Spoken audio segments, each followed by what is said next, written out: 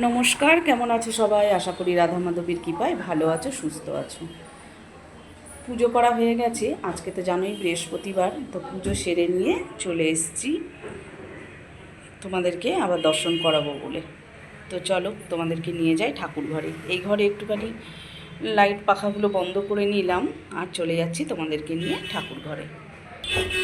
আজকেও চলে এসেছি তোমাদেরকে নিয়ে একটু ঠাকুর ঘরে। আজ তো বৃহস্পতিবার, তার স্নান সেরেই চলে এসেছি ঠাকুর ঘরে। ঠাকুর ঘরে খুব একটা তোমাদেরকে নিয়ে আসা হয় না, তবে আজ বৃহস্পতিবার, আর বৃহস্পতিবারে আমি অনেকটা সময় ধরেই পুজো করি আর চেষ্টা করি তোমাদেরকে একটু দর্শন করানোর জন্য।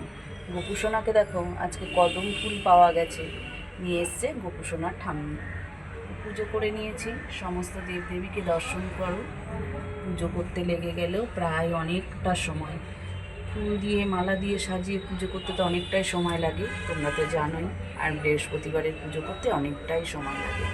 মা লক্ষ্মী নারায়ণের দেখো ঘট বসিয়ে নিয়েছি, ঘট বসিয়ে পুজো করে নিয়েছি। তো ভাবলাম পুজো করে নিয়েছি আর নিরামিষ সেরকম রান্নাবান্নাও নেই, চলে আসলাম তোমাদেরকে নিয়ে ঠাকুর ঘরে।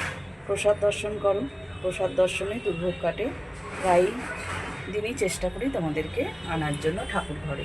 এই যে দেখো আরতি করেছিলাম, সেই ফুলগুলোকে প্রত্যেক দিনই আমি এই যে গোপুসোনার কাছে দিয়ে দিই।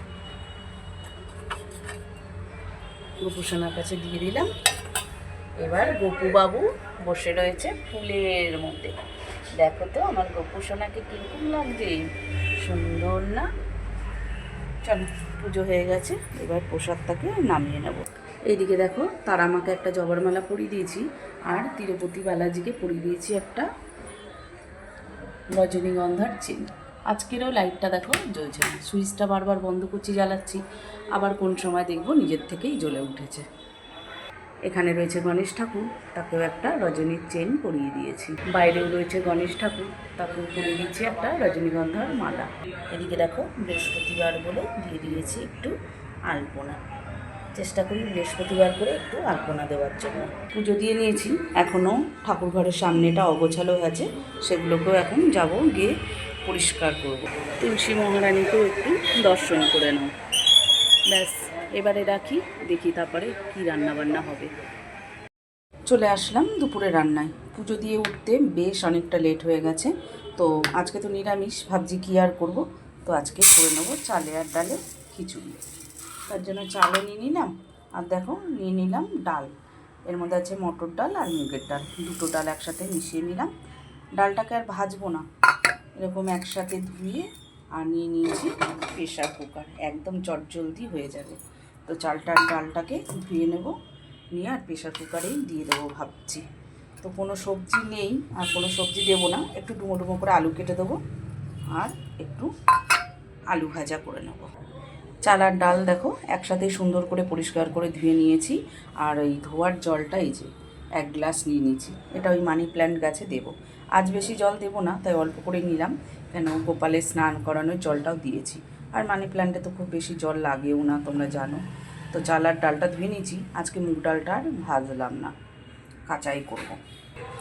চলে এসেছি এদের গাছের গোড়ায় জলগুলোকে দিয়ে দিতে।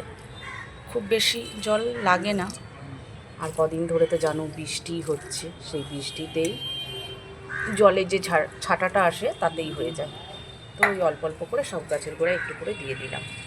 আজ ভেবেছিলাম আলু সেদ্ধ ভাতই করবো, তারপর কি মনে হলো, ভাবলাম একটু খিচুড়ি করে নিই চালে ডালে।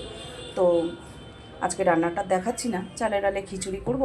ওই একেবারে প্রেশার কুকারে আলু ডুমো ডুমো করে কেটে ফোড়নে যা যা লাগে দিয়ে ভেজে একবারে চাল আর ডাল দিয়ে বসিয়ে দেবো। চলো তাহলে আজকে ভিডিওটা আমি এখানেই শেষ করি। সবাই ভালো থেকো, সুস্থ থেকো। আর আমার ভিডিওটা ভালো লাগলে একটা লাইক করে দিও, নতুন হলে সাবস্ক্রাইব করে পাশে থেকো।